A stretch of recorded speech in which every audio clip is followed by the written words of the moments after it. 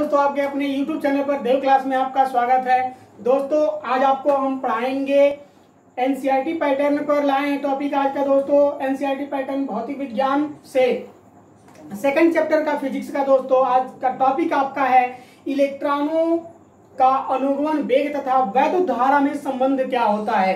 ठीक है दोस्तों, आज का आपका टॉपिक है इलेक्ट्रॉनों के अनुगमन वेग तथा वैद्युत धारा में संबंध क्या होता है। दोस्तों आपसे हम बता दें कि I बराबर हम लोग VDNE A।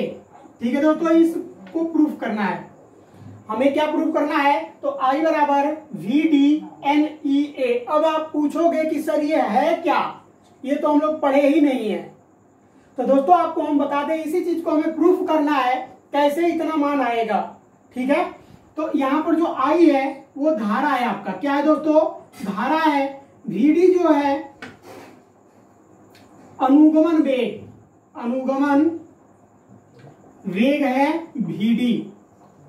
ठीक है दोस्तों, N जो है नंबर ऑफ इलेक्ट्रॉन है। क्या है दोस्तों? मुक्त इलेक्ट्रॉनों की संख्या है। तो इलेक्ट्रॉनों की शॉर्ट में लिख दे रहे हैं दोस्तों की संख्या N है। ठीक है, E क्या है आपका? तो E है दोस्तों इलेक्ट्रॉन। E है इलेक्ट्रॉन। अब A कहोगे कि सर A क्या है? तो A दोस्तों ये जो चालक तार है इसी का क्षेत्रफल है, अनुप्रस्थ काट का क्षेत्रफल है। आएगा समझ में? यह चालक है और चालक तार का ये क्या है? क्षेत्रफल है। क्षेत्रफल क्या है दोस्तों? A है। तो इसी में हमको संबंध निकालना है कि I बराबर VDNE A कैसे होता है। ठीक है दोस्तों, इसी में हमको संबंध निकालना है। तो पहले इसका एक हम फिगर बना लेते हैं, उसके बाद आपको हम समझाते हैं। दोस्तों आप इस वीडियो के अंत तक बने रहिएगा। थोड़ा सा ये वीडियो लंबा होगा लेकिन दोस्तों आपको प्रूफ देखना होगा। ठीक है दोस्तों, आप अंत तक बने रहिएगा। तो दोस्तों यहाँ पर हम बात करेंगे अब इसके फिगर के बारे में। ठीक है, इसका फिगर क्या है? तो दोस्तों इधर हम फिगर बना देते हैं। यह मान लिया जाए कोई एक चालक तार है। ठीक है दोस्तों, क्या है? चालक तार है। अब इस चालक तार के बारे में हम बात करेंगे दोस्तों कि इसमें जो इलेक्ट्रॉन उपस्थित होते हैं वो गति कैसे करते हैं। क्या है दोस्तों कि गति कैसे करते हैं? आपको हम बता दें यह चालक सिरा क्या है? A और B है।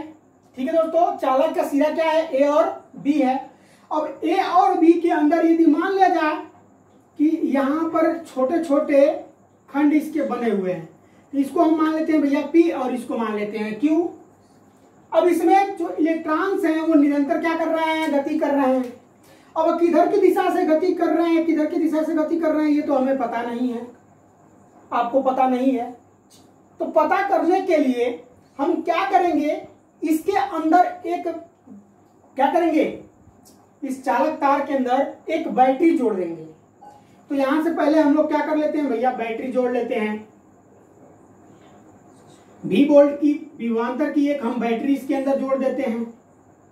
अब इसके अंदर भैया हम बैटरी जोड़ दिए। ठीक है, इन दोनों के मध्य की जो दूरी होगी दोस्तों वो आपकी VD होगी। क्या होगी दोस्तों? VD होगी। ये जो P और Q है, जो P और Q है वो क्या है? दोनों चालक हैं। क्या है दोस्तों? दोनों चालक है। आई बात समझ में? A और B इस चालक का सिरा है। ठीक है, बाई चांस मान लेते हैं, देखिए इसको डैश डैश इसलिए करके बनाया गया है कि शायद यहां से भी हम काट लें। अनुप्रस्थ काट का क्षेत्रफल इसमें लगा हुआ है। तो अनुप्रस्थ काट के क्षेत्रफल से मतलब आप क्या समझ रहे हैं? यह चालक कोई है, इसका कुछ ना कुछ क्षेत्रफल यहां पर होगा, इसका कुछ ना कुछ क्षेत्रफल यहां पर होगा। अगर मान लिया जाए कि इसको हम बीच से यहां से काट देते हैं, तो जब यहां से हम काटेंगे भैया तो यहां भी कुछ क्षेत्रफल उत्पन्न होगा कि नहीं होगा? इसका दोनों सिरों पर इसका कुछ ना कुछ क्षेत्रफल होगा कि नहीं होगा? बिल्कुल होगा। ठीक है दोस्तों, वही यहां पर हम किए। PQ एक चालक है, AB जो है उनका सिरा है, बैटरी को जोड़ने का माध्यम। ठीक है ना, बैटरी A और B से जोड़ा गया है, जिसका भी विभवांतर V है। ये माइनस चिन्ह और ये प्लस चिन्ह है। ठीक है दोस्तों, जब इसमें हम लोग धनात्मक की ओर से धारा प्रवाहित करते हैं तो इलेक्ट्रॉन्स जो होते हैं गमन करते हुए कहाँ भागते हैं, प्रोटॉन की तरफ। आई बात समझ में। और यहां पर इसके अंदर करंट उत्पन्न हो जाता है। तो दोस्तों इसी में हमको निकालना था I बराबर VD/NE में संबंध ज्ञात करना है। ये ऋणात्मक होता है दोस्तों, ये ऋणात्मक होता है, इस बात को आप ध्यान में दीजिएगा, क्योंकि यहां से जब धारा प्रवाहित हो रही है तो उल्टे दिशा में बह रही है। बहना किधर से चाहिए, इलेक्ट्रॉनों की दिशा से, लेकिन बह रही किधर से, धनात्मक दिशा से। यहां पर जो ये मान होगा वो ऋणात्मक होगा। अब कैसे होगा धनात्मक, उसको हम अंत में बताएंगे, और इस वीडियो के अंत तक आप बने रहिएगा। ठीक है दोस्तों, तो इस फिगर को तब तक बनाइए, इसका थ्योरी हम इधर नोट कर लेते हैं। ठीक है, आइए इधर डिफाइन कर चुके हैं। ठीक है, यहाँ पर दोस्तों इन दोनों के मध्य वैद्युत क्षेत्र E उत्पन्न हो रहा है। ठीक है दोस्तों, इन दोनों के P और Q चालक के मध्य वैद्युत क्षेत्र E उत्पन्न हो रहा है जब इसके अंदर वैद्युत धारा क्या कर रही है, प्रवाहित हो रही है तब। ठीक है दोस्तों, तो आप कैसे इसको डिफाइन करोगे, माना एक चालक छड़ की लंबाई स्मॉल l तथा अनुप्रस्थ परिच्छेद A, चालक पर PQ के सिरों से एक बैटरी AB द्वारा भी विभवांतर दिया जाता है। AB को चालक सिरों से एक बैटरी AB द्वारा भी विभवांतर लगाया जाता है। किसको लगाया जा रहा है दोस्तों, किसको विभवांतर दिया जा रहा है, AB के द्वारा PQ को हम क्या कर रहे हैं, भी बैटरी के द्वारा विभवांतर दे रहे हैं। आई बात समझ में, फिर से समझ लीजिए आप लोग। एक चालक छड़ की लंबाई L है, इस पूरे चालक छड़ की लंबाई कितनी है दोस्तों, L है। A और B एक बैटरी द्वारा इसे जोड़ा गया है जिसमें विभवांतर V है, और जब इस विभवांतर V द्वारा इनको क्या दिया जा रहा है, विभव दिया जा रहा है, तो इनके चालक सिरों के मध्य करंट उत्पन्न हो रहा है। ठीक है दोस्तों, तो जिससे तार के भीतर एक वैद्युत क्षेत्र E उत्पन्न हो जा रहा है। जब दोस्तों इसे हम करंट दे रहे हैं तो इन PQ चालक के अंदर एक वैद्युत क्षेत्र E उत्पन्न हो जा रहा है। आई बात समझ में, तो आप इसको नोट कर लीजिए दोस्तों, उसके बाद आगे आपको हम समझाते हैं। ठीक है, नोट करिए आप इसको। अब देखिए यहाँ पर जैसे हम लोग अभी निकाले थे कि जब हम भी क्या करते हैं, विभवांतर चालक के अंदर देते हैं तो उसमें I धारा प्रवाहित होती है जिससे उस चालक तार के अंदर वैद्युत क्षेत्र की तीव्रता E उत्पन्न हो जाती है, अर्थात E बराबर V/L। L क्या है दोस्तों, तो चालक तार की लंबाई है। क्या है दोस्तों, चालक तार की लंबाई है। V क्या है, तो विभवांतर है। E आपका वैद्युत क्षेत्र है। ठीक है दोस्तों, यह चालक तार की लंबाई में जब हम बैटरी से क्या देते हैं, विभवांतर देते हैं तो PQ के मध्य एक वैद्युत क्षेत्र उत्पन्न हो जाता है। ठीक है दोस्तों, इसको इक्वेशन नंबर 1 मान लिए हैं। कह रहा है दोस्तों कि किसी समय t से या किसी t समय से परिच्छेद से गुजरने वाला आवेश Q हो तो, स्मॉल q हो तो उत्पन्न धारा। दोस्तों जब इसमें हम विभव देते हैं तो वह धारा का जो मान होता है, अर्थात इलेक्ट्रॉन जो होते हैं एक स्थान से दूसरे स्थान तक जाने में कुछ समय क्या करते हैं, लेते हैं, तो उनमें संबंध हो जाएगा दोस्तों I बराबर Q/T। समीकरण नंबर इसको हम 2 मान लिए। कह रहा है दोस्तों कि यदि T समय में इलेक्ट्रॉन द्वारा तय की गई कुल दूरी, इलेक्ट्रॉन द्वारा T समय में तय की गई कुल दूरी बराबर औसत वेग गुणे समय। औसत वेग क्या है दोस्तों, उसका मुक्त इलेक्ट्रॉन का अनुगमन वेग, अर्थात Vd बराबर T है। Vd इंटू T हो जाएगा यहाँ पर। ठीक है दोस्तों, देन तब T समय में प्रवाहित आवेश की मात्रा P व Q में उपस्थित इलेक्ट्रॉनों पर कुल आवेश के बराबर होगी। एक बार और पढ़ लीजिए दोस्तों, कह रहा है कि T समय में प्रवाहित आवेश की मात्रा, जब T समय में इसको हम आवेश दे रहे हैं तो इसमें जो धारा प्रवाहित हो रही है उस धारा में आवेश की मात्रा पी व क्यू में उपस्थित इलेक्ट्रॉनों पर कुल आवेश के बराबर होगी। आई बात समझ में? अर्थात कुल आवेशों के बराबर होगी। तो दोस्तों आप यहां पर नोट कर लीजिए, कुल इलेक्ट्रॉनों के आवेश के बराबर होगी। अर्थात दोस्तों यहां पर आप लिख सकते हैं, अर्थात बेलन का आयतन, सॉरी दोस्तों चल नहीं रहा है बढ़िया समझ का, अर्थात बेलन का आयतन बेलन का आयतन बराबर क्या होता है दोस्तों? बेलन का यदि हम आयतन निकालेंगे तो ये हो जाएगा आपका दोस्तों, बेलन का आयतन बराबर परिच्छेद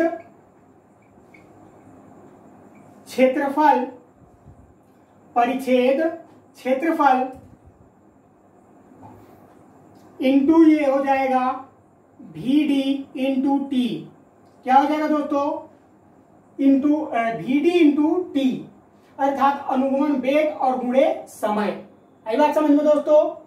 अब यहां पर हम लोग इसका थोड़ा सा मान रख लेते हैं, तब तक आप इसको नोट कर लीजिए, उसके बाद फिर से आपको हम समझाते हैं दोस्तों नोट करके। आई बात समझ में?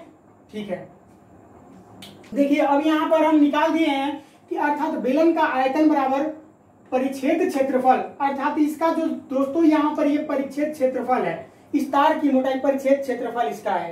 ठीक है दोस्तों, तो परिच्छेद क्षेत्रफल और गुणे वेग इंटू समय। क्या है दोस्तों? अनुगमन वेग इंटू समय। जब इलेक्ट्रॉन वो गति कर रहा है तब क्या है दोस्तों कि यहाँ पर अनुप्रस्थ परिच्छेद ए, इसको हम क्या कहेंगे दोस्तों? बेलन का आयतन बराबर हो जाएगा ये ए VD इंटू टी हो जाएगा। ठीक है दोस्तों, अब यहां पर हो जाएगा आपका बेलन का आयतन AVD यदि चालक तार के प्रति एकांक आयतन में इलेक्ट्रॉनों की संख्या स्मॉल n है।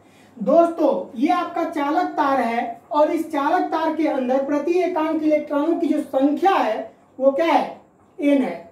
अब ये चालक तार एक ही है ना भैया, तो प्रति एकांक आयतन उसके क्या होंगे? एक होंगे, अर्थात उसमें इलेक्ट्रॉनों की जो संख्या होगी वो सारी मुक्त होंगी, अर्थात एक एक इलेक्ट्रॉन ये क्या कर रहे हैं? निरंतर गति करते जाएंगे। ठीक है, तो देन तब बेलन में इलेक्ट्रॉनों की संख्या निकाल दी जाए। तो बेलन में इलेक्ट्रॉनों की संख्या स्मॉल n इंटू क्या कर दिया जाए? इससे मल्टीप्लाई कर दिया जाए। तो दोस्तों ये हो जाएगा आपका NAVD इंटू टी। ठीक है दोस्तों, क्या हो जाएगा? इतना मान हो जाएगा। अब यहां पर यदि प्रत्येक इलेक्ट्रॉन पर आवेश स्मॉल e, यानी प्रत्येक इलेक्ट्रॉन पर आवेश e का पावर माइनस है दोस्तों, इलेक्ट्रॉन आपका नेगेटिव चार्ज होता है, यहां पर e का पावर माइनस लगाया गया है, हो तो देन तब t सेकेंड में तार के अनुप्रस्थ परिच्छेद से गुजरने वाला आवेश। ठीक है दोस्तों, यदि t सेकेंड में तार के अनुप्रस्थ परिच्छेद से गुजरने वाला आवेश, t समय जब इसको दिया जा रहा है, धारा इसमें प्रवाहित की जा रही है दोस्तों, तो धारा प्रवाहित होने में t समय लग रहा है। ठीक है, तो उसी का परिच्छेद यह कर रहा है, जब a बिंदु ये है, ये a बिंदु है और ये b बिंदु है, तो धारा कहां से जा रही है? a बिंदु से और b बिंदु से ही प्रवाहित हो रही है। वही कह रहा है दोस्तों कि परिच्छेद से गुजरने वाला आवेश Q बराबर NAVD into T into small e का इनवर्स है। ठीक है दोस्तों, क्या है? स्मॉल e का माइनस पॉइंट। अब इसका इसमें हम मल्टीप्लाई करा देंगे तो माइनस चिन्ह आगे आ जाएगा दोस्तों, अर्थात Q बराबर माइनस NEAVD इंटू टी हो जाएगा। ठीक है दोस्तों, क्या हो जाएगा? Q बराबर माइनस NEAVD इंटू टी हो गया। ठीक है दोस्तों, आगे आपको बता दें, नोट करते रहिएगा आप लोग दोस्तों। ठीक है, अब आगे आपको हम बता दें दोस्तों, यहां पर जब इतना मान हो गया, ठीक है, तब ये हो जाएगा आपका, इसको इक्वेशन नंबर आप क्या मान लीजिए? थर्ड मान लीजिए। ठीक है, इक्वेशन नंबर इसको थर्ड मान लीजिए। अब समीकरण नंबर 3 से क्या करेंगे दोस्तों? समीकरण 3 से, समीकरण नंबर 3 से अगर निकालेंगे दोस्तों, तो तार में वैद्युत धारा का मान निकाल लिया जाए।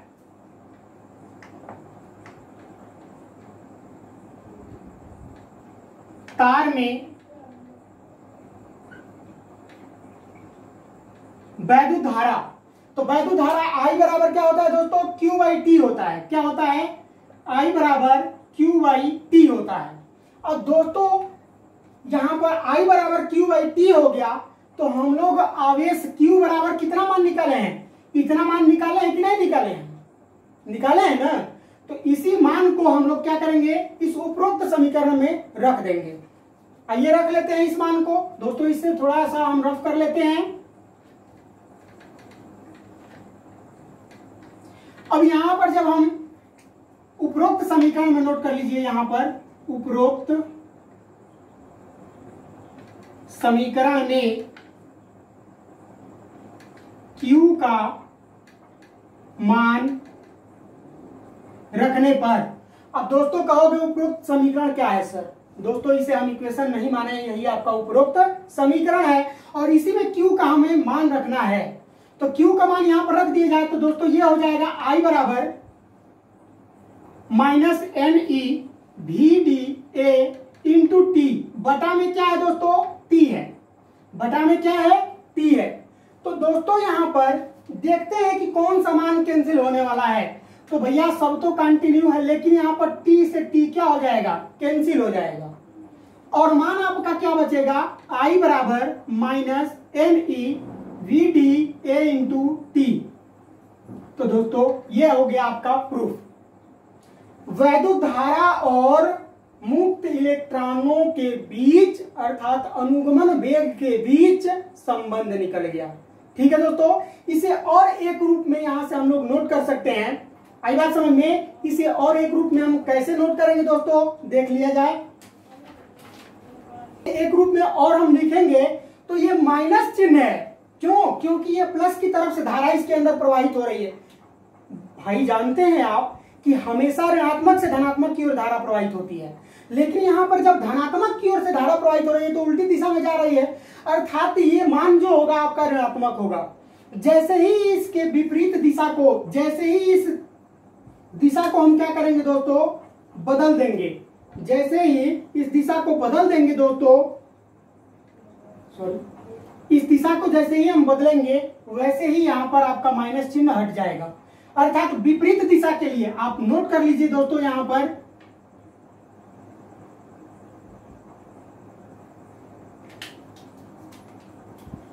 विपरीत दिशा के लिए।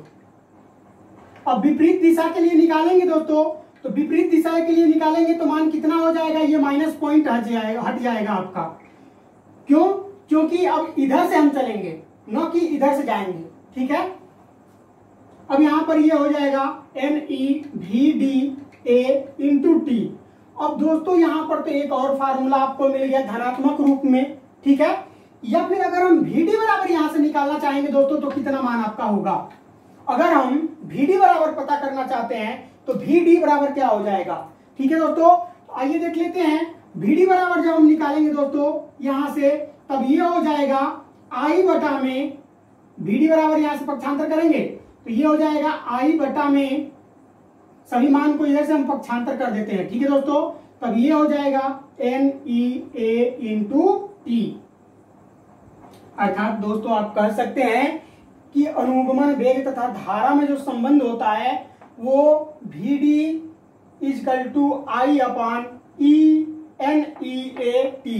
अब दोस्तों यहां बता दें आपको, एन जो है इलेक्ट्रॉनों की संख्या है, नंबर ऑफ इलेक्ट्रॉन है, ई जो है इलेक्ट्रॉन है, ए जो है उसका क्षेत्रफल है, चालक का क्षेत्रफल है, टी समय है और वी डी अनुगमन वेग है और आई क्या है दोस्तों, धारा है। आई बात समझ में। तो दोस्तों ये रहा, आपको प्रूफ हम करके पूरा टोटल दिखा दिए हैं। दोस्तों अगर ये वीडियो आप लोगों को पसंद आया हो तो इस वीडियो को लाइक कर दीजिए। लाइक करने में कुछ नहीं जाता दोस्तों, आपके लिए ही हम मेहनत कर रहे हैं। लाइक करेंगे तो थोड़ा सा हमारा मनोबल और बढ़ जाएगा। ठीक है दोस्तों, कमेंट बॉक्स में कमेंट करके आप जरूर बताएं वीडियो आपको कैसा लगा, पसंद आए दोस्तों। अगर कुछ उसमें आपको समझ में नहीं आ रहा है तो कमेंट बॉक्स में आप कमेंट करके बताएं दोस्तों, ताकि और अपने अंदर हम इम्प्रूव लाएं, उसे सुधार करें दोस्तों। धन्यवाद।